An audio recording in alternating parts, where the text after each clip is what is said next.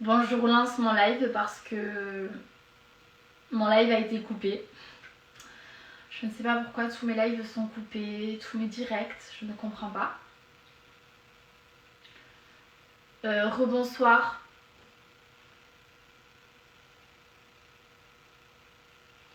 Désolée, du coup, je ne sais plus où j'en étais. Mon live a été coupé, donc je m'en excuse.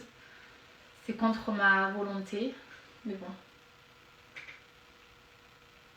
Salut à toi, Jérémy. Et bonsoir aussi à Hugo, du coup.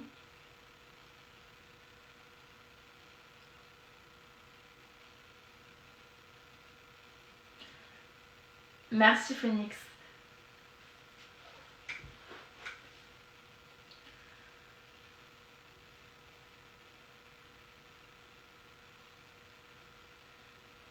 De quoi tu m'as dit si un jour tu retrouves mes DM?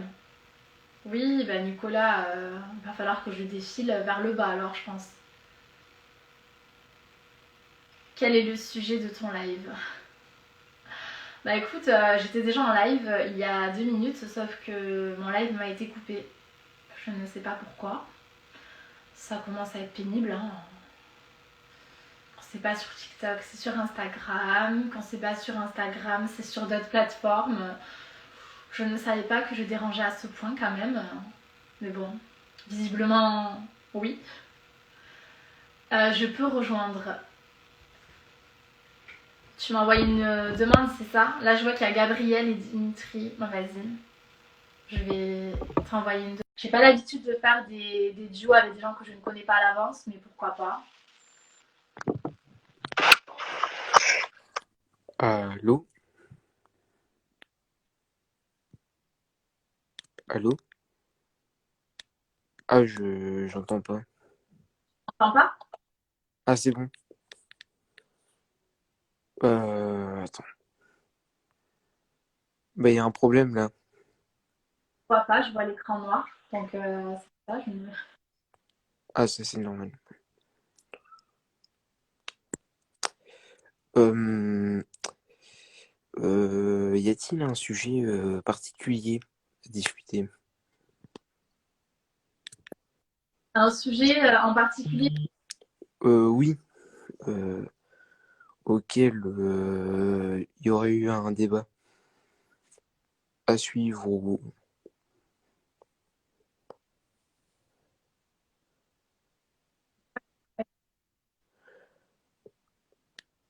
Très bien. Excusez-moi, j'ai voulu prendre Gabriel en duo. Bon, je ne le connais pas, il faut le savoir. Mais bon, c'est pas terrible de faire un live dans le noir, donc, enfin, avec une personne qui est dans le noir. Donc, je vais refaire le live toute seule. Peut-être que les gens te signalent car tu es un mélange d'Éric Zemmour, Jean-Marie Le Pen et Adolf Hitler. Ouh, décidément, c'est très gentil ce que tu m'envoies en pleine gueule. Non, Alors, Éric Zemmour, oui, il n'y a pas de souci. Jean-Marie Le Pen, il n'y a pas de souci. Mais alors, Adolf Hitler, non, quand même pas. Il ne faut pas non plus me comparer à certaines personnes. Là, c'est quand même assez problématique.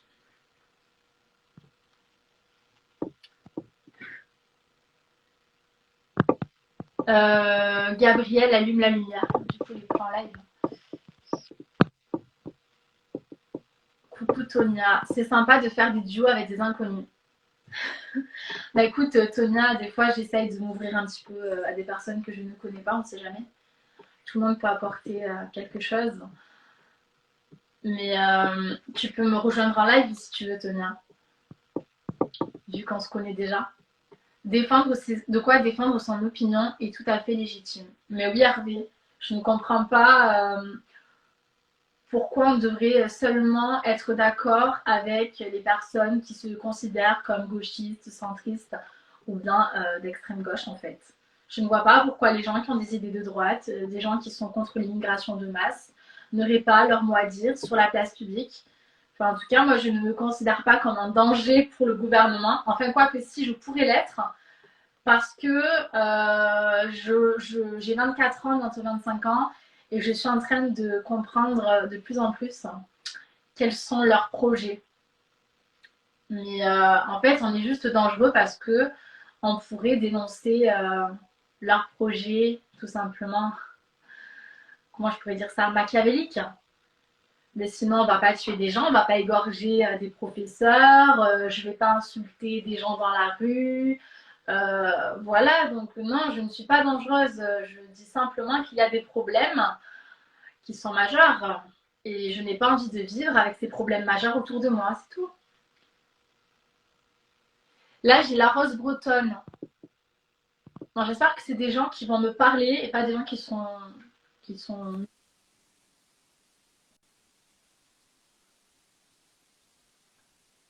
Allô, tu m'entends? Bah moi je t'entends pas en fait. Non, je t'entends pas. Attends, j'enlève mes écouteurs, je regarde si ça marche mieux. Alors, attendez. Est-ce que tu m'entends? Oui, là je t'entends, Ah, oui. c'est bon? Bon, c'est parfait. On va y arriver. Gabriel, il va me défoncer parce qu'en fait, c'est lui tout à l'heure qui a fait un live avec toi mais qui était dans le noir. Et oui, bah, du coup, je te vois. Donc, déjà, j'envisage.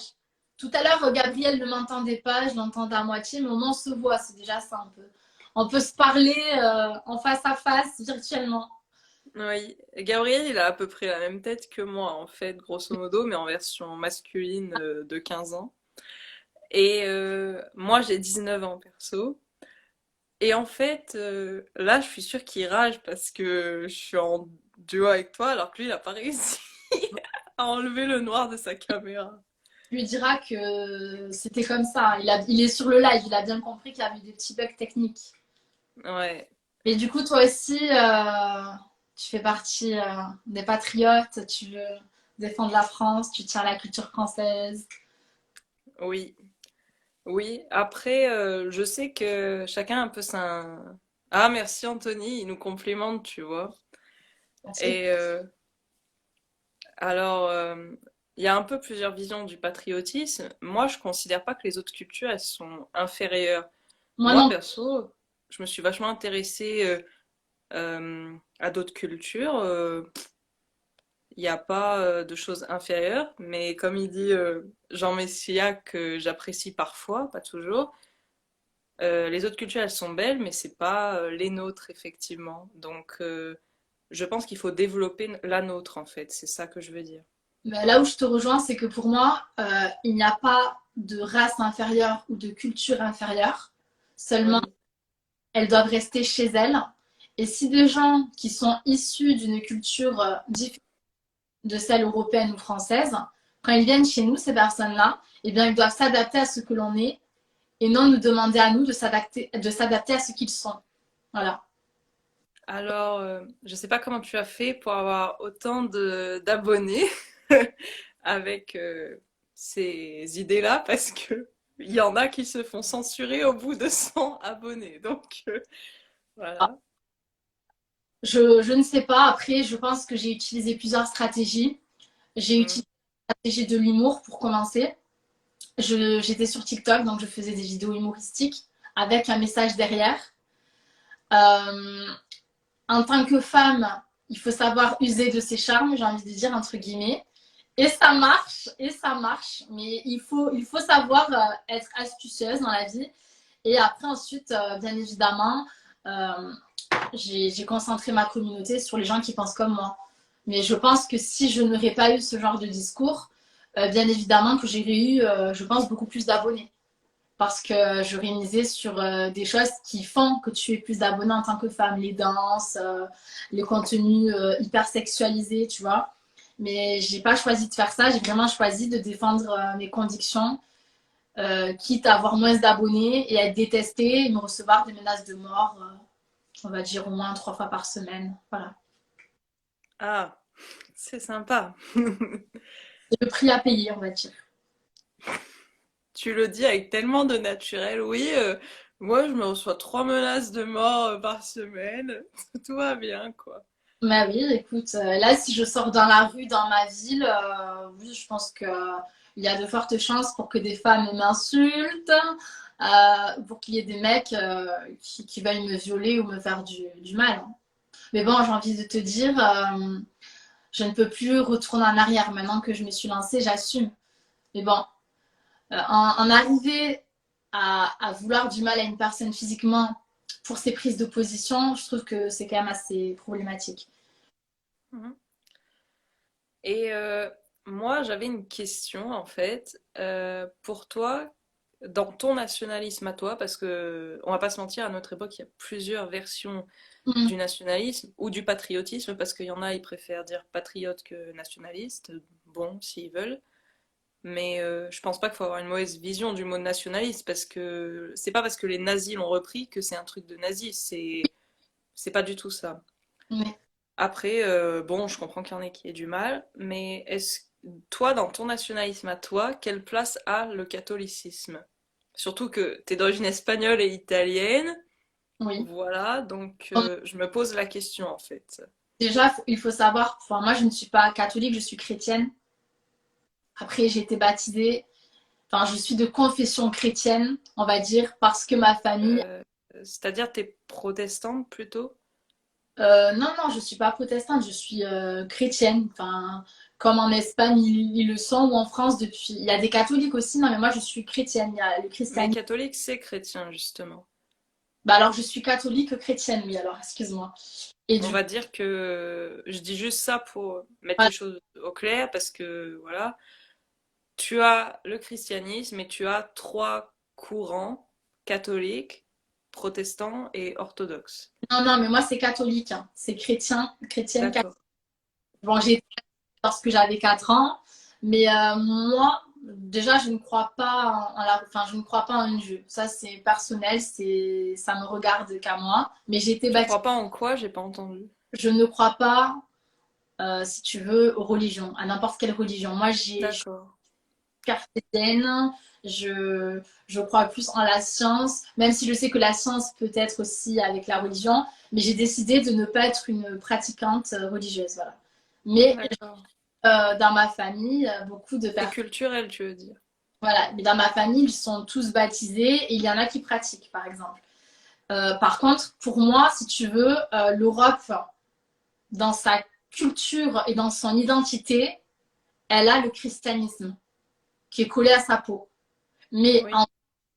en France, on a choisi à ce que la religion soit en dehors de la place publique et des lois du gouvernement. Donc c'est le gouvernement qui est supérieur aux lois de la religion. Et c'est ce qu'a voulu le peuple français. Donc, soit c'est simple, soit on respecte, il n'a C'est pas pas le voulu peuple qui l'a voulu. c'est noble. C'est ce que, Quoi? quand tu dis c'est pas le peuple qui l'a voulu, tu veux dire que ce sont les nobles. Non, parce que la Révolution 1789, c'est pas la noblesse qui l'a fait, c'est pas le peuple qui a fait, c'est la bourgeoisie. Et Mm. ça, c'est même à la fac qu'on me l'a dit. Le premier cours de civilisation espagnole que j'ai eu, Ouais. la prof nous dit la période contemporaine commence à partir de la Révolution française de 1789. Tu me dis parce que tu vas m'apprendre quelque chose que moi j'ai pas appris dans les livres d'école et qui nous est caché. Donc c'est pour ça que je te laisse parler. Ben, parce que moi, en fait, ce qui a fait que je suis devenue patriote, c'est d'étudier l'origine des idées actuelles qu'on a en Europe. D'accord. Et en fait, cette prof, qui pourtant est de gauche, et elle nous l'a dit ouvertement, elle a dit qu'elle était de gauche et républicaine, parce qu'en Espagne, il y a quand même plus de débats, il y a plus de gens qui sont pas républicains, c'est plus ouvert là-bas pour débattre d'idées différentes. En Conscient. France, malheureusement, on a perdu cette liberté de débattre, hein. Je pense qu'elle est capoute, quoi. Mais on la récupérera peut-être un jour, faut y croire, hein. Et en fait, donc le premier cours, elle nous fait euh, la Révolution du coup française de 1789. À l'école, on vous a appris que c'est le peuple qui l'a fait, mais je vous préviens tout de suite, enlevez-vous cette idée de la tête, c'est la bourgeoisie qui a fait la Révolution. Ok, bah merci de me le dire, je n'étais pas au Et de toute courant. façon, savoir une chose, c'est que quand tu arrives à la fac, grosso modo, même les profs, les plus républicains, les plus à gauche, de manière détournée, ce qu'ils te disent, c'est tout ce qu'on t'a appris à l'école est fou. Donc voilà. Ben, tu vois, enfin, je sais pas si tu as vu, mais j'avais mis un post comme quoi il aurait fallu qu'on fasse un travail tous ensemble en tant que patriotes ou les gens qui se disent patriotes ou non, mais qui ont les mêmes idées. que nous et qu'on revoit tout ce qu'on a à l'école, en fait, point par point, où on nous a désinformés. Et justement, tu vois, ben, merci de me le dire aujourd'hui, à 24 ans, bientôt 25 ans, tu viens de m'apprendre. J'ai une sœur qui a ton âge. Pour moi, on m'a toujours vendu ça comme quoi le peuple s'est rebellé, il se sentait opprimé. Donc voilà, il a fait la révolution pour se délibérer du christianisme parce que certains voulaient une liberté. C'est comme ça qu'on nous l'a, enfin, qu'on nous l'a vendu, tu vois. Oui, c'est comme ça qu'on l'a vendu, mais les chiffres montrent que c'est faux parce que, Oui, mais pourquoi ils ont fait ça? ben, un gouvernement, enfin, en tout cas, les récents, ce qu'ils veulent t'apprendre, c'est pas la vérité, c'est leur vérité. Donc ils s'en foutent un peu que tu saches la vérité. C'est apprends ce qu'on te dit et tais-toi, tu vois. Oui, et du coup, pourquoi la bourgeoisie a décidé est-ce que alors déjà juste une Bon, question. déjà, faut pas mettre tout le monde dans le même panier. C'est pas tous les bourgeois qui ont voulu la révolution. On n'accuse personne. Mais c'est qu'en fait, les banquiers à cette époque-là, ils avaient pris beaucoup de pouvoir. Et en gros, au bout d'un moment, leur idée, ça a été, je suis riche et je veux devenir encore plus riche. Je veux que le commerce soit libéral. Donc, je veux être au pouvoir. Je veux que diriger aussi la politique pour avoir ce que je veux dans le commerce. Et donc, ben, vu qu'il se trouve qu'à l'époque de Louis XVI, il y a eu des famines, ils ont profité de l'occasion Mhm. pour faire une révolution et c'est parti en vrille. Voilà. Et Et voilà. lorsque des Et contrairement à ce qu'on nous a appris à l'école, c'est pas les pauvres républicains et les gentils monarchistes. Ça, il faut écouter des historiennes comme Marion Sigaud, etc., que je conseille parce que dans leurs conférences, elles expliquent bien les choses. C'est qu'en fait, beaucoup de gens n'étaient pas. Déjà, la mort du roi, ça s'est joué à un vote près. Parce que quand on a procédé à un vote pour savoir si on décapitait ou pas Louis XVI, et à un vote près, il n'était pas décapité. Donc déjà, le peuple, il en a eu strictement rien à faire de décapiter le roi. C'est une assemblée de bourgeois du tiers-état qui a voté oui ou non, et même eux, ils n'étaient pas à fond pour le tuer. Donc quand on nous dit tout le monde avait grave envie que le roi meure et tout, il n'y a pas un pire mensonge en fait. Et en plus de ça, personne ne parle du sort qui a été réservé au fils de Louis XVI. et du Et coup ça, et, même ma mère qui est athée a toujours été choquée de ce qu'ils ont fait à cet enfant. mais du Louis coup XVI avait un fils, Louis XVII. L'enfant, il a été. On pouvait pas le décapiter parce que c'était un enfant et on voulait que la République soit acceptée par le peuple. hum, Donc ils ont mis l'enfant en prison. bah, Et en fait, au début, ils lui ont donné une espèce de famille pour lui tenir compagnie. Mais au bout d'un moment, alors sachant que la famille, cette famille, le but, c'était de lui inculquer les idées républicaines. en plus Donc on lui a lavé le cerveau en mode, voilà, puissance 1000. mhm, Et après, ils ont décidé que l'enfant mourrait naturellement. Donc ils ont enlevé cette famille et ouais, ils l'ont laissé mourir de faim, de froid, de maladie dans son cachot. Et c'était un enfant qui est mort à l'âge de 12 ans, du coup. 12 ans en plus. Ouais. T'en penses Donc, la République sainte et immaculée, sa sainteté l'État, la République nous a sauvés. En tuant un enfant, je pense ça nous a maudits plutôt. Voilà. oui, par contre, quand tu parlais du coup du fait que qu'est-ce que j'en pense de la France et du catholicisme, Oui, pardon, je suis allée un peu loin. eh bien non, mais déjà merci parce que je ne le savais pas, mais je vois en commentaire qu'il y a des gens qui n'étaient pas au courant et qui te remercient. Mais ce que je voulais te dire, c'est que Les pour moi, commentaires me font rire, c'est pour ça que je rigole des ouais. fois. Par contre, pour moi, le fait que la France se soit déchristianisée, C'est ça. pas possible, quoi. Non, mais le fait que la France ne soit plus soudée par rapport à la religion, pour moi, ça crée un fossé par contre. Bah, c'est normal. Dans le sens, Une société, le coup est c'est comme une maison, il faut des, comment ça s'appelle? des, Fondations. des fondations. Oui. Ouais, voilà, des fondations. Ben, sauf que en fait, la religion, c'est la seule fondation qui est stable. Bah, Vous parlez aux gens. Pendant un temps, les gens étaient encore assez catholiques pour que seul le patriotisme serve comme fondation. Sauf qu'on a eu les deux guerres mondiales dans la gueule, ça a fait très mal. Désolée, j'ai été un peu vulgaire. Mais la Première Guerre mondiale. Je ne sais pas si tu la avais. Première Guerre mondiale, c'est les Anglais qui l'ont voulu. Quand on étudie de près comment ça s'est fait, c'est la volonté de la franc-maçonnerie anglaise. Mais ça, je forcerai pas les gens à le croire parce que là, je comprends qu'ils n'aient pas forcément envie d'être de mon côté. Mais c'est mon point de vue.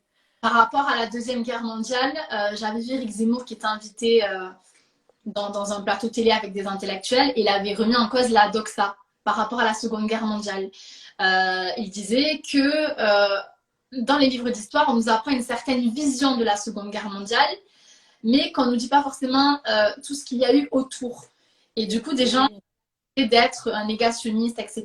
Mais du coup, moi, je te pose la question, si tu es assez calé en histoire, t'en penses quoi de la Seconde Guerre mondiale et de tout ce qu'on nous raconte? Est-ce que tu penses qu'on nous dit tout ou est-ce que tu penses que justement, ils nous modifient les choses pour nous cacher certaines choses qui sont fondamentales et qui forcément, aujourd'hui, nous font croire des choses biaisées, quoi. Ben, Mais oui, parce qu'à chaque fois qu'on parle de la Seconde Guerre mondiale et qu'on remet en doute certaines choses, je ne remets pas en doute certains points.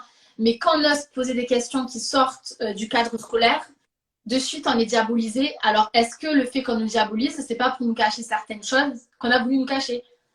Même si je sais que ça peut être compliqué d'en parler vu qu'on nous fait taire souvent sur ce sujet-là. les commentaires me font rire, désolé. C'est sûr qu'on a voulu. C'est sûr qu'il y a des trucs que je pense. J'ai pas étudié assez profondément le sujet, pour être honnête, parce que j'ai plus étudié les origines de la République, des idées des Lumières, etc. Mais c'est sûr qu'il y a des trucs qui sont cachés, et des trucs qui sont exagérés, et des trucs qui sont minimisés. Mais ça, c'est sûr à 30 000%. Parce que, par exemple, je vais parler de quelque chose qui pour moi est une certitude, mais encore une fois, les gens sont libres, je ne peux pas les forcer à penser comme moi.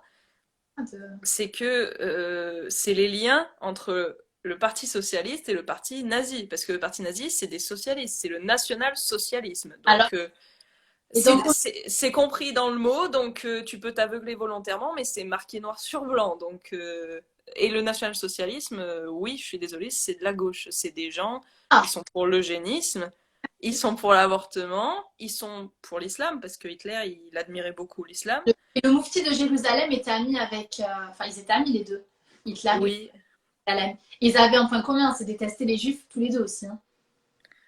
Euh, Et puis, en fait, à l'heure actuelle, Hitler serait content de certaines choses parce que l'eugénisme, c'est jamais aussi bien apporté. L'eugénisme, c'est quoi? C'est on extermine les faibles et on garde que les forts. Pour Ah, Hitler, les handicapés, ça devrait pas exister. Pendant le attends, Troisième Reich, il y avait des affiches, on montrait des handicapés et on disait vaut mieux pour eux qu'ils ne vivent pas.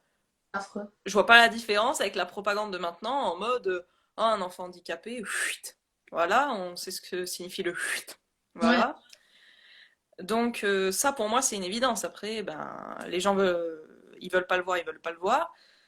Mais voilà. Et concernant les actions de l'Église pendant la guerre, là par contre il y a eu énormément de mensonges et je m'étais beaucoup renseignée pour savoir ce qui s'était réellement passé. Parce que là, c'est vrai que moi la première, ça m'a toujours choqué que le pape ait jamais trop parlé Et publiquement.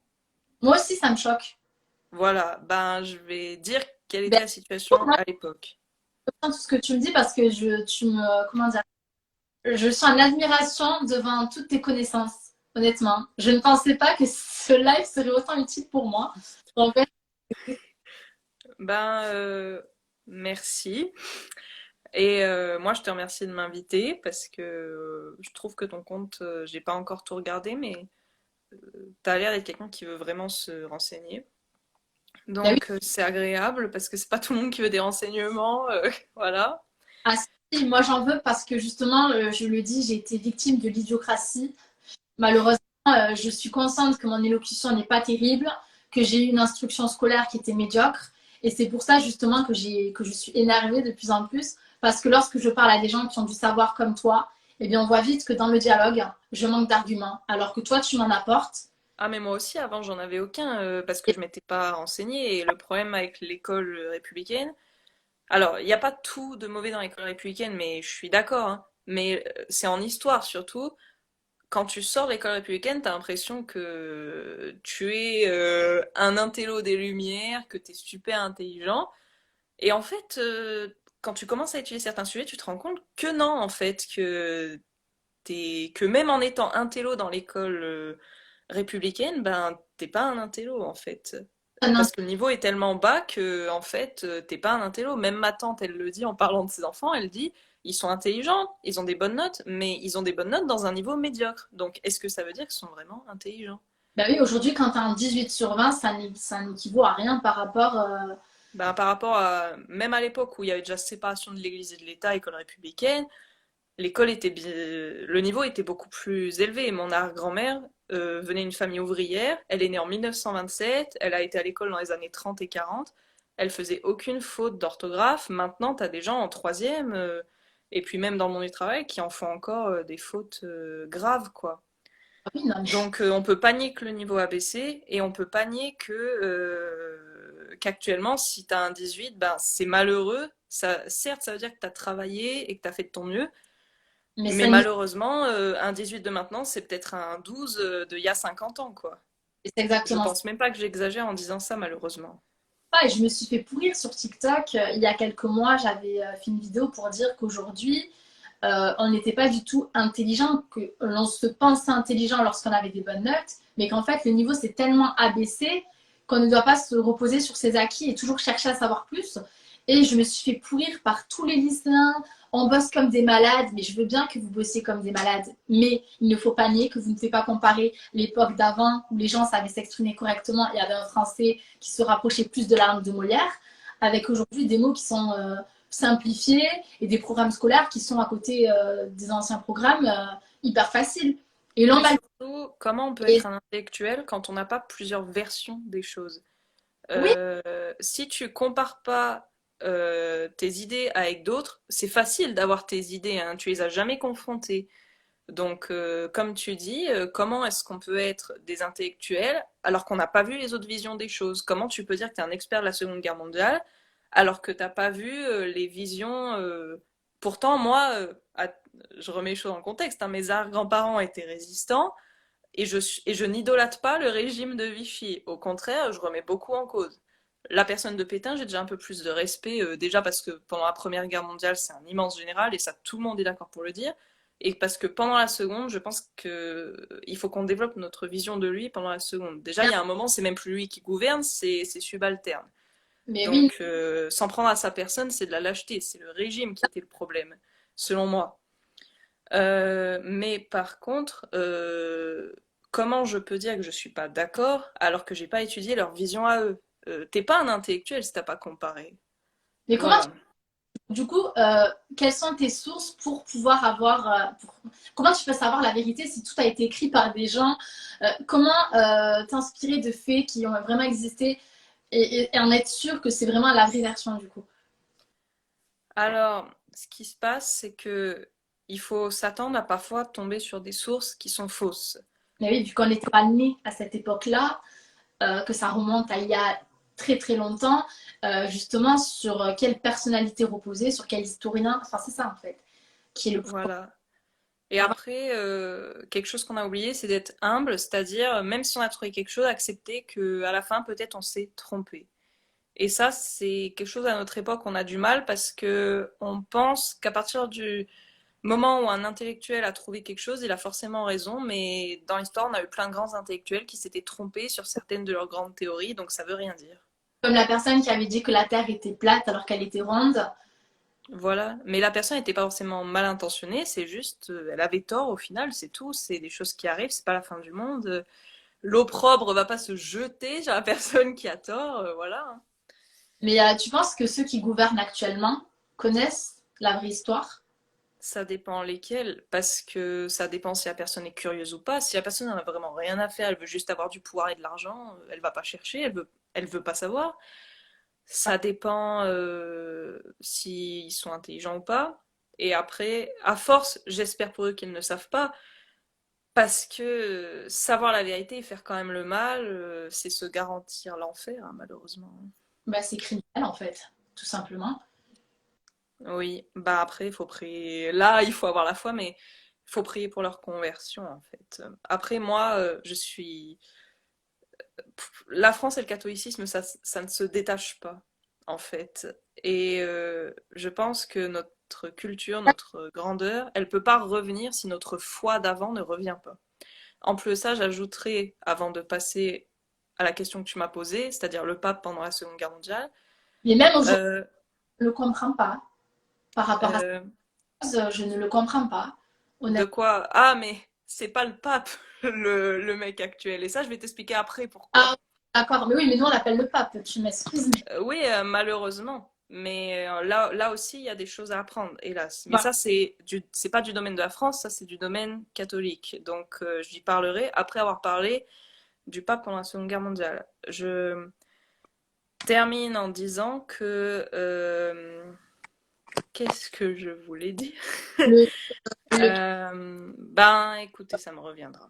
droit et que Alors, la France, c'est plus la France. Mais t'enlèves ça aussi à l'Espagne, c'est plus l'Espagne. Enfin, je veux dire, les peuples arabes vivent avec leur religion musulmane et c'est ça qui fait une cohésion de groupe et qui fait leurs racines. Parce qu'ils vivent à côté de ça. C'est politique, c'est oui. se comporter envers les femmes, c'est un tout. Mais le catholicisme, c'était pareil. C'était une racine française, une racine européenne.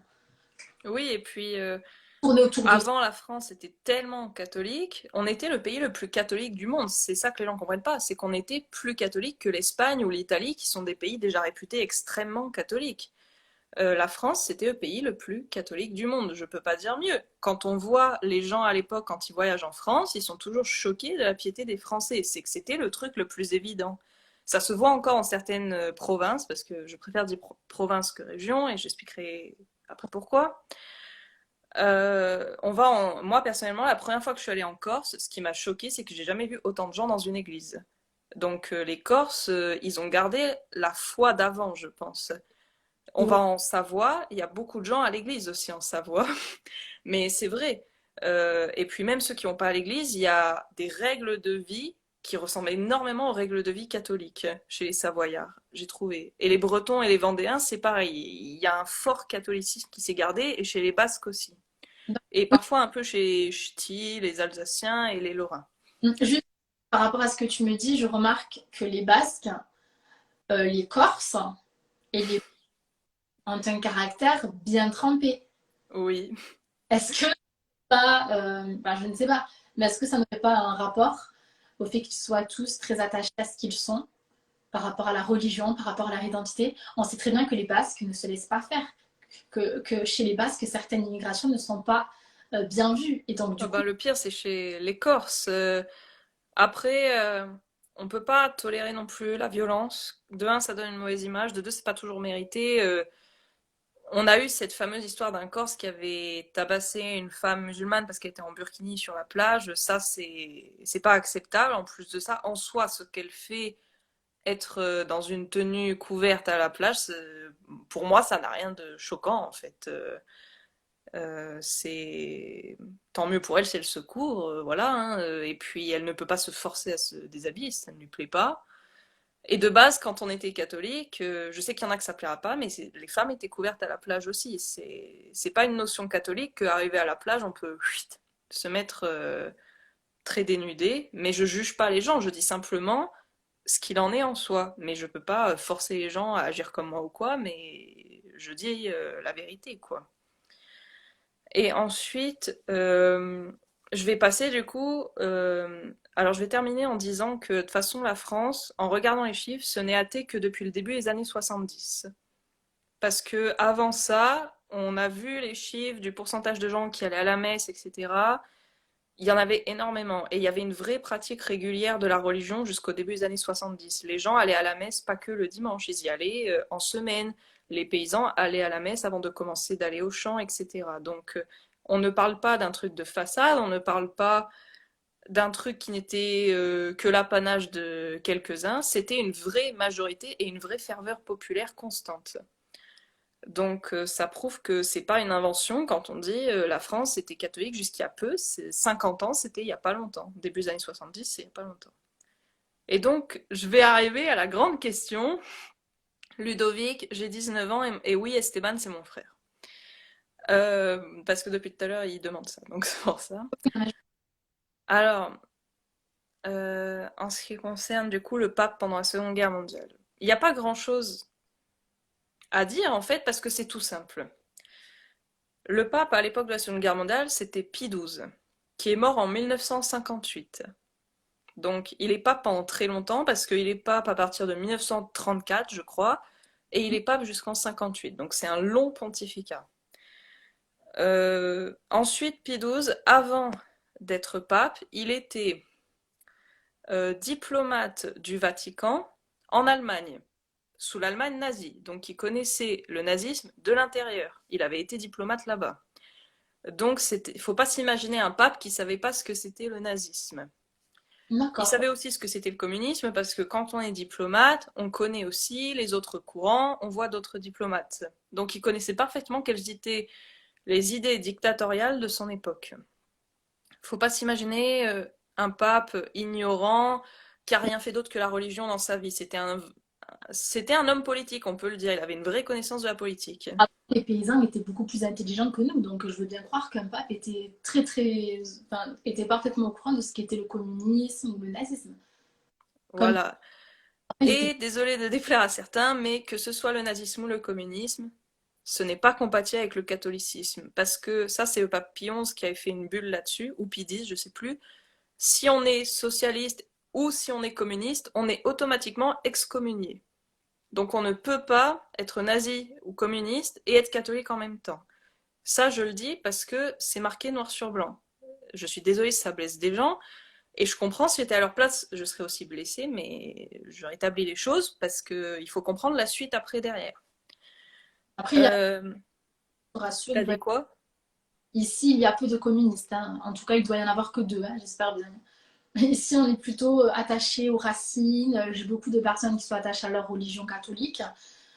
J'ai beaucoup de personnes qui sont des royalistes, des nationalistes. Donc bon, s'il y en a Il y qui a un sont... peu de tout, quoi. Oui, mais après, il y a des gens qui me suivent moi, qui sont des amis de l'école ou quoi, qui peuvent suivre, et il faut bien que je développe.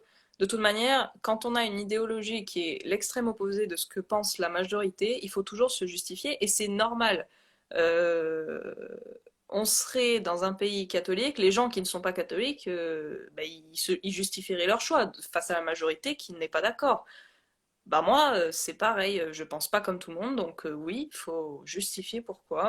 C'est Ça en saoule certains, mais c'est normal, si on pense pas comme les autres, faut expliquer pourquoi. Je vais te dire quelque chose. Moi, je trouve que ton discours tient la route.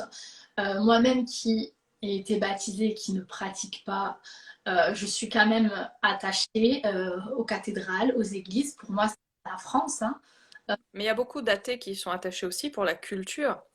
Ça Et passe là où je reviendrai après sur l'église moderniste, c'est que très souvent, ce sont plus les maires des villes et des villages qui défendent que les cathédrales et tout soient bien restaurées, restent traditionnelles, tandis que les faux prêtres modernes veulent faire un truc qui ressemble à rien, quoi, qui soit tout blanc, immonde, tout ce qu'on veut, quoi. pour moi, c'est anormal qu'on fasse pas rénover les églises pour, par exemple, faire des mosquées à côté. Pour moi, c'est anormal. Pour Après, attention, parce que les mosquées sont financées par des financements étrangers de pays musulmans. Je précise étrangers parce que, pas par haine, mais simplement pour préciser d'où vient le financement. Euh, Elles sont financées donc par les pays étrangers parce que la République ne finance aucun culte. Mais donc, les cultes se financent eux-mêmes, les mosquées donc se financent à travers des pays musulmans. L'Algérie, la Turquie, le Maroc, elles donnent de l'argent à ces mosquées pour se développer. Nous, il n'y a pas d'argent de l'État. ils ont de l'argent des pays étrangers pour se faire financer en France. Et nous, on a moins d'argent pour les églises alors qu'il y a quand même plus de chrétiens dans le monde. Ah oui, mais alors là, par contre, où je vais être d'accord avec les athées, c'est que les chrétiens, faut peut-être qu'ils aillent un peu plus à la messe s'ils veulent que leurs églises, elles tiennent. Parce qu'on se plaint qu'elles soient démolies. L'église, si elle est toujours vide, je me mets à la place, je suis un maire, je suis athée, je vois que le truc, il est jamais habité, j'ai besoin d'avoir une salle pour je ne sais quel truc, je vais être très tentée de prendre l'église. Il y a aussi notre faute à nous de ne pas être assez pieux, tout simplement. Là où ils ont fait la faute, je pense, c'est parce qu'ils se sont dit parce qu'il y a de moins en moins de pratiquants, on va radier tout ce qui est issu de la culture française, qui est sur un pilier du catholicisme. C'est là où ils ont fait l'erreur. C'est pas de se dire on va remplacer le catholicisme par d'autres religions en France parce que sont majoritaires à prier en France pour une autre religion. Non, ils auraient pu se dire ouais, peut-être qu'il y a plus de musulmans ou j'en sais rien en France qui sont attachés à leur religion, mais la France, c'est la France, c'est la France.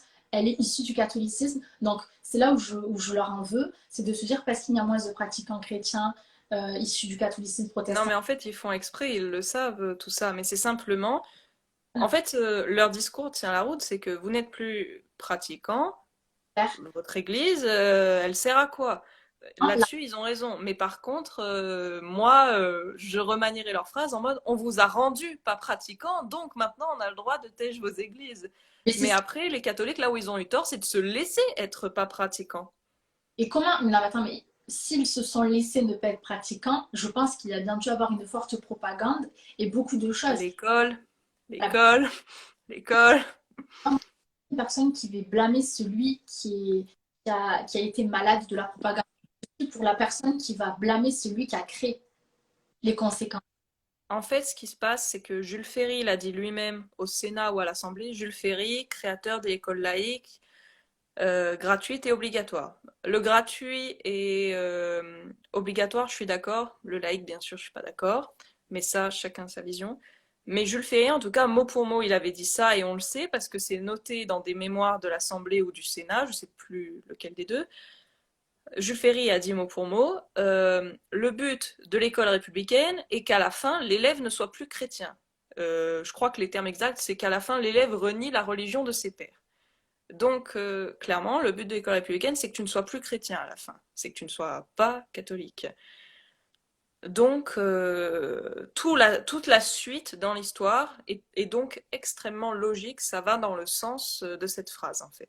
Je ne comprends pas pourquoi ils l'ont fait qu'en France. Pourquoi la France? Oh, t'inquiète pas, on le fait dans les autres pays parce que l'Espagne, Oui, bon, je c'est sais que plus catholique que la France, mais c'est devenu beaucoup plus athée. L'Italie, on dit tout le temps ils étaient un très catho. Moi, je suis allée en Italie il y a quelques années, où en apparence, oui, mais il y a beaucoup d'athées aussi. Et pourquoi ils l'ont plus fait en France que dans d'autres pays? C'est tout simple. Il fallait que, pour montrer la supériorité de l'athéisme, des idées des Lumières, etc., il fallait que le pays le plus catholique du monde devienne le plus athée. C'était pour prouver leur puissance, en fait. super. Et maintenant, ils savent qu'ils sont puissants, du coup, vu que ça a marché. Ah ben oui, là, je pense qu'ils vivent leurs meilleures années, si je vais me permettre. Là, je pense qu'ils vivent leur meilleure vie ces derniers temps. Je vais te poser une question. Pourquoi maintenant ils laissent l'islam partout et ils les draguent alors qu'ils ont été eux-mêmes contre le catholicisme? Pourquoi? Parce qu'en fait, ce qu'ils ne veulent pas, c'est la vraie religion. Le catholicisme est la seule vraie religion. Il n'y a qu'un seul Dieu, donc il n'y a qu'une seule religion qui est vraie. Ça, c'est très Donc, logique. l'islam, Mais c'est ce qu'ils ne veulent pas, c'est la vraie religion. Par contre, si c'est une fausse qui prend le dessus, pourquoi pas? C'est pour ça elle peut servir. que l'Angleterre est protestante, par exemple, et que ça les gêne pas le protestantisme. C'est parce que c'est pas la vraie religion. Donc tant que ça damne les âmes, où est le problème? Et ça ne les dérange pas que certains préceptes de cette religion puissent s'avérer dangereux pour leurs fils, leur mari, leur femme. Mais dangereux pourquoi? Nous, Ce qui les intéresse, c'est d'être au pouvoir. Donc, si au bout d'un moment, ils en ont marre de ce qui se passe en France, ils se barrent à l'étranger. Et puis, au pire, si jamais l'islam venait au pouvoir, vu que ce qu'ils veulent avant tout, c'est le pouvoir, pourquoi pas se convertir à l'islam pour sauver sa peau? ah ouais, Voilà. Je fais que des suppositions parce que là, on est dans du si. bah Mais oui, voilà. des questions, hein, et c'est normal. Et du coup, le pape, là, qui n'est pas un pape, vu que tu m'as dit, c'est pas vraiment un pape. Alors lui, C'est pas que c'est pas vraiment, c'est que ça allait pas tout court, mais ça, c'est encore une autre histoire. Je vais le faire rapidement parce qu'il faut vraiment que je dise ce que tout le monde attend, c'est-à-dire qu'est-ce qu'a fait le pape pendant la guerre. oui, alors vas-y. Alors, en fait, en gros, euh, en 68, il y a eu un concile qui s'appelle Vatican II qui a été achevé. Vatican II, c'est ce qui a changé beaucoup de pratiques catholiques. Vatican II, c'est on passe de la messe en latin à la messe en langue du pays, comme les protestants. On enlève énormément de principes, etc. En étudiant Vatican II, on s'est rendu compte que l'idéologie dominante dans Vatican II, c'est le modernisme. Le modernisme, c'est une hérésie. Le pape Saint-Pédis, qui était pape au tout début du XXe siècle, il a été pape jusqu'en 1913. D'ailleurs, anecdote, il est mort en 1913 parce que ça faisait longtemps qu'il était malade et fatigué, mais faut savoir qu'il est aussi mort de chagrin parce qu'il a vu qu'il allait avoir la Première Guerre mondiale et qu'il ne pouvait pas l'arrêter. Donc le jour où on aura de nouveau un dirigeant aussi bon et qui nous aime autant, on pourrait être heureux. Voilà. Et ensuite, donc Saint-Pédis a dit, le modernisme, c'est l'égout collecteur de toutes les hérésies. C'est-à-dire que ça récupère toutes les mauvaises idées et que c'est la pire de toutes. Le modernisme, grosso modo, c'est l'idée de faire la religion à sa sauce. C'est l'idée qu'on doit s'adapter aux hommes et non pas leur dire la vérité, dire ce qu'ils veulent entendre et pas dire la vérité, ne pas chercher à sauver les âmes, mais à dire aux gens ce qui leur fait plaisir. Donc, en gros, le modernisme, c'est l'Église qui ne cherche plus à sauver les âmes. Ok. Donc, c'est Satan dans l'Église. Or, il y a eu une apparition au XIXe siècle, en 1840, l'apparition de Notre-Dame de la Salette. Et à la Salette, la Vierge a dit « Rome deviendra le siège de l'Antéchrist, l'Église sera éclipsée et le monde sera dans la consternation. » Rome, le siège de l'Antéchrist, c'est assez clair, c'est que Rome va être occupée par le diable. Et désolé d'être aussi direct, mais je ne vois pas d'autres mots. Et l'Église sera éclipsée, c'est qu'il y a une Église, une fausse Église hérétique. Hérétique, ça veut simplement dire qu'il n'adhère pas à un ou plusieurs dogmes de l'Église. Donc il ne faut pas s'imaginer qu'un hérétique, c'est quelqu'un qu'il faut à tout prix brûler ou quoi, c'est simplement quelqu'un qui n'adhère pas à un ou plusieurs dogmes de l'Église. Les dogmes de l'Église, ce sont les principes fondamentaux de l'Église. On en enlève ne serait-ce qu'un, on n'est plus catholique. Il faut croire à tous pour être catholique. Et donc en fait, le modernisme, qui est la pire hérésie, a pris le pouvoir à Rome à partir de Vatican II. Il y avait déjà un peu des évêques, des cardinaux, etc., qui avaient des idées modernes avant Vatican II, mais Bien. Vatican II, c'est vraiment, ils prennent le pouvoir. Quand tu me parles de ça, en fait, pour moi, tout ce qui est modernité nous a tués dans tous les sens. Même pas. Alors, être moderne, c'est pas mauvais, c'est être moderniste qui est mauvais, c'est-à-dire avoir l'idéologie Pour moi, le moderne, qu'il n'y a pas de vérité, tout est relativisable en fait. que c'est un petit peu aussi la définition de ce qu'est le socialisme aujourd'hui. Ça va un petit peu avec. Ben, c'est-à-dire que ils sont un petit peu cousins, on va dire. Voilà, mais par rapport à ça, et même par rapport aux progressistes, on fait comprendre aux gens qu'ils peuvent être ce qu'ils veulent, qu'ils peuvent faire ce qu'ils veulent, pour leur faire plaisir. Mais oui, tout va bien, c'est normal, on va faire croire à un élève qui est nul qu'il est bon, en ne lui mettant plus de rouge. Mais en fait, c'est un petit peu la définition de ce que tu me dis. Là, c'est par rapport à la religion, mais il y a des déviances sociales par rapport à ça aussi, comme le social. Oui, ben oui, hein, normal. Et donc, en fait, ce qui se passe, c'est que, étant donné que malheureusement, nous avons la certitude qu'à partir de Vatican II, c'est le modernisme qui a pris le pouvoir à Rome, Mm. et ben en fait, nous sommes rendus compte que c'est une fausse église moderniste qui se fait passer pour catholique, qui se donne le titre de catholique, mais qui n'est pas catholique puisqu'elle est moderniste. Or, donc on a, à partir de là, les gens de l'époque, il y en a, ils ont cherché dans ce cas-là, qu'est-ce qu'on fait pour rester catholique en fait, alors que Rome est occupée par des non-catholiques? Et alors, c'est là qu'on a trouvé que la question a déjà été résolue, grâce à Dieu. C'est qu'en fait, en 1914, a été publiée l'Encyclopédie catholique. Encyclopédie catholique qui est vérifiée, j'explique après plus en détail ce que c'est, mais d'abord, c'est quelque chose qui est vérifié par le Saint-Siège, qui est vérifié par le Vatican, qui a l'approbation d'une commission du Vatican qui a examiné le livre. Donc on est certain que c'est quelque chose de validé ce qu'il y a dedans. Une encyclopédie catholique, c'est quoi? Une encyclopédie tout court, le but c'est que pour chaque thème, on met ce qui est évident. On a un thème, je sais pas, agriculture, on met ce qui est évident dans l'agriculture. Et bien là, c'est une encyclopédie catholique. Donc sur des thèmes catholiques, on met ce qui est évident. Et l'encyclopédie catholique de 1914, pour le thème hérésie, il y a un moment où ça parle du pape, et mot pour mot, je n'invente rien, c'est marqué le pape, notoirement coupable d'hérésie, cesse d'être le pape car il cesse d'être membre de l'Église. Voilà pourquoi il n'est pas considéré comme un pape, à tes C'est yeux. ça, exactement, t'as tout compris, c'est merveilleux.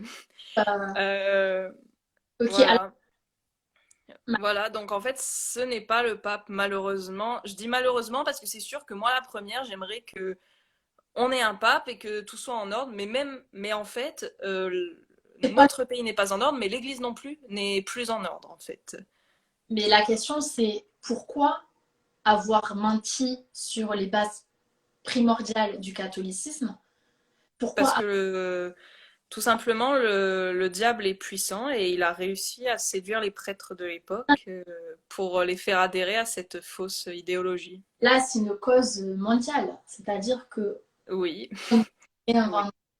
Mais ça, ça, on avait été prévenus, hein, parce que déjà à Fatima, il y a une apparition de la Vierge à Notre-Dame de Fatima au Portugal. Je sais pas s'il y a des Portugais ici, mais voilà, je vous fais un petit hashtag comme ça. Déjà au Portugal, à Fatima, elle avait prévenu qu'il y aurait la Seconde Guerre mondiale, la Vierge. L'apparition à Fatima au Portugal, c'est en 1917, et les enfants, parce que ce sont trois petits bergers qui ont vu la Vierge à Fatima. Les enfants, elle leur a dit, la Vierge, la guerre finira bientôt, donc la Première Guerre mondiale. En revanche, si les hommes continuent d'offenser Dieu, une autre guerre aura lieu et elle sera encore plus horrible. Et il y a eu la Seconde Guerre mondiale parce que les gens, ils ont fait que renoncer à la foi pendant le XXe siècle. Et bah alors là, le constat que tu me fais, c'est que sur la religion, ils ont falsifié plein de choses pour la rendre plus moderne, pour faire plaisir à plus de gens, pour voilà. Donc déviance de la religion catholique, déviance au niveau de nos acquis dans les manuels scolaires. On nous a inventé plein de choses et on nous a effacé des détails qui étaient hyper importants. Donc là, tu es en train de me dire qu'à l'heure actuelle, on vit dans un monde qui a été réinventé par des salopards, quoi. Et du coup, on est victime d'un système où on ne se J'aime bien le flow de like au moment où tu dis salopard. C'est marrant. ce soit au niveau de la religion, que ce soit au niveau de l'histoire, que ce soit au niveau de la définition du maréchal Pétain, qui est considéré comme une merde, une saloperie, ce mec, pour beaucoup. En fait, on nous a fait de la propagande de détestation de la France, de détestation du catholicisme, qui était le pilier, la racine de la cohésion française. Donc aujourd'hui, on fait comment maintenant que la majorité de la population, même moi, euh, est issue d'une propagande mensongère? On fait comment pour donner la donne? Je sens la panique dans ta voix, mais c'est un petit peu normal. Alors, il n'y a qu'une seule, unique, absolue solution, et ça plaira pas à certains, c'est de revenir à Dieu et à la vraie religion. Le Et, flow de like au moment où je dis ça, c'est très et marrant. ça fait ça, par exemple. Je T'as dit beaucoup quoi? pas que beaucoup d'Européens se seront remis en la Mais tout simplement parce que déjà, il y a eu la Seconde Guerre mondiale. Je pense qu'il n'y avait rien de pire à vivre en tant qu'humain que la Seconde Guerre mondiale. Tes amis peuvent te dénoncer. Tout le monde meurt autour de toi. Tu crèves de faim. T'es occupé par des étrangers parce que on défend Vichy, mais en soi, pour la personne qui a vécu Vichy, c'est les Allemands qui ont le pouvoir en France. Donc ça reste des étrangers qui ont le pouvoir en France. Je ne pense pas que maintenant qu'on a plein de musulmans et de Français et d'Européens issus de plusieurs générations qui se sont convertis à l'islam, je ne pense pas que le jour où les Européens vont décider de se remettre à l'église, il ne va pas y avoir une guerre de religion. T'as dit quoi? Une guerre de religion? Du Ben, la Salette, elle a dit, il y juif. aura des guerres civiles en Europe. Notamment, elle a parlé de la France et de l'Italie. Et elle a dit, ce sera les Français contre les Français, les Italiens contre les Italiens. Et concernant la France, il me semble, je dis bien, il me semble qu'elle avait dit qu'à la fin, ce sera les chrétiens contre les musulmans. Et que les musulmans perdront au moment où ils croiront qu'ils auront gagné. Faudrait que je revoie, mais je me suis souvenu avoir lu ça. Donc voilà.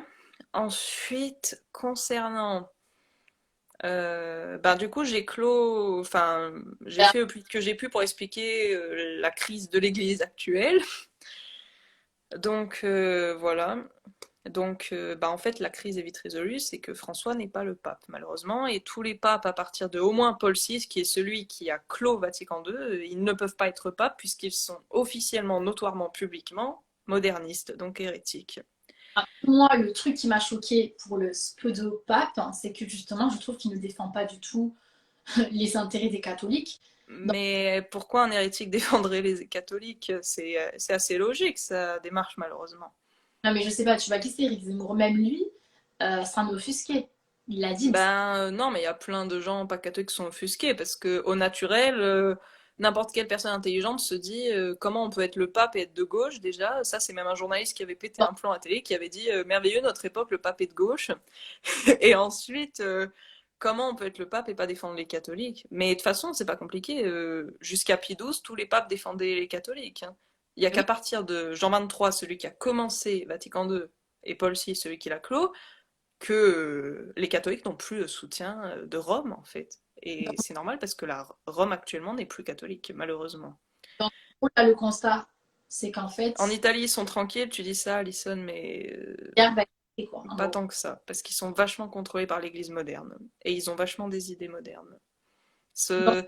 L'Italie, ça commence à être ce que la France est actuellement, en fait. Et l'Espagne aussi. Parce que pour avoir vu des correspondants espagnols, italiens, ils sont ce que nos grands-parents ont été, en fait. C'est le début des boomers chez eux, en fait. oh, putain. En gros, moi, J'aime bien le putain. ce que je pourrais dire, c'est que là, enfin, moi, même si je ne parlais pas du pôle religieux, maintenant tu m'as appris beaucoup de choses que j'ignorais, donc merci à toi, merci. Enfin, je pense que les gens qui sont sur le live te remercient aussi. Mais en fait, on en arrive tous à un constat, c'est qu'il y a quelque chose qui va exploser. On ne sait pas quand, mais c'est sûr. Que ce soit... Oui, je pense que ça va exploser, mais on peut pas prévoir quand. Ça, par contre, faut vraiment accepter qu'on pourra pas prévoir forcément. Parce que là, en plus ça, on est à une époque où tout va plus vite qu'avant. Avant, pour qu'il y ait une guerre quelque part, fallait qu'il y ait plusieurs dizaines d'années de tensions, de conflits. Là, à notre époque, si les banquiers le veulent, en quelques mois, vous avez une guerre civile dans un pays. Mais écoute, En fait, de nos jours, on dit plus si Dieu le veut, on dit si les banquiers le veulent. C'est comme ça. là où je t'arrête, quand tu as dit les Français se feront la guerre sur leur propre sol entre Français et les Italiens se feront la guerre entre Italiens sur leur propre sol. Est-ce que on peut dire, entre guillemets, que les Français qui sont français mais qui ne sont pas catholiques, qui sont par exemple d'une autre religion parce qu'ils ont les papiers français par le droit du sol, en fait, ce sont des religieux autres que catholiques, qui sont français aussi, qui vont se faire la guerre avec des Français qui sont, par exemple, comme moi, qui sont baptisés mais qui ne pratiquent pas, avec aussi des gens qui sont catholiques qui pratiquent, et peut-être des athées qui sont aussi attachés à la religion catholique, comme beaucoup m'ont dit. Nous ne sommes pas pratiquants, mais nous sommes attachés à notre culture et à nos racines. Est-ce que tu ne penses pas justement que les autres Français qui vont faire la guerre aux vrais Français dans l'âme, ou ceux qui s'ignorent en tant qu'athées, c'est ça en fait, les Français contre les Français, en fait, c'est pas des Français dans l'âme, c'est des Français par le droit du sol qui ont une autre religion, qui vont en vouloir peut-être justement à tout ce que représente la France. Ben, j'ai pas forcément réponse à la question. Ce qui est sûr, c'est qu'il y aura une guerre civile. Après, moi, ce que je pense, c'est que si jamais il y a la guerre civile, je pense qu'il y aura des gens qui se convertiront déjà, parce que on n'est pas les mêmes en guerre et pas en guerre. Ça, c'est une certitude. S'il Et, y a des gens qui ont eu la chance de connaître des gens qui avaient vécu la Seconde Guerre mondiale, je pense que tous ces gens-là vous ont dit, je n'étais pas le même avant et après la guerre. Donc c'est normal, on ne peut pas être le même après une telle chose. Et ensuite, il y en a qui se convertiront et il y en a, ben, malheureusement, peut-être qu'ils périront, et peut-être qu'ils seront nos adversaires, on ne sait pas, on ne peut pas tout prévoir. Mais là, je suis désolée, il faut vraiment que j'arrive au thème du pape pendant la Seconde Guerre mondiale, parce que ça fait un moment que les gens ils l'attendent et je les sentais très intéressés. 33 sur le live parce que ça fait 1 heure qu'on est en live. Il y a une limitation de temps et ils me disent là qu'il reste 1 minute 27. Donc vite, vite, explique-nous. Pie XII, en gros, pendant la guerre, ce qui se passe, c'est que au début, il a voulu agir publiquement. Donc au début, il disait à Hitler d'arrêter de faire de la merde, quoi. Et sauf que Hitler, il lui a dit si vous continuez de parler, je tuerai encore plus de gens. Et c'est ce qu'il a fait parce qu'il y a eu un massacre de catholiques en Hollande. Et Hitler lui avait envoyé une lettre comme quoi, ça c'est, je vous préviens, si vous continuez, j'en massacre encore plus. Donc il pouvait rien faire par devant. Il a donc tout fait par derrière, en autorisant à donner aux juifs des faux actes de baptême, en autorisant à faire passer des enfants juifs pour des enfants catholiques dans des orphelinats, des couvents, etc., en autorisant des juifs ou des juives à faire semblant d'être religieux ou religieuses pour se sauver. Donc il a tout fait par derrière. Et donc en fait, il a fait plein d'actions, mais il ne pouvait pas faire par devant parce que Hitler était un malade mental. Donc c'était pas possible. Il a tout fait par derrière. Et par derrière, il a sauvé énormément de vies humaines. Et ça, même des juifs encore aujourd'hui disent qu'ils remercient Pie XII d'avoir été sauvé, quoi, clairement. Parce que là, c'était la mort assurée pendant la Seconde Guerre mondiale. Ils ne sont pas vraiment en sécurité, hein, même pire que les catholiques en ce moment. Euh, ben, je sais pas si c'est pire que les catholiques, ça dépend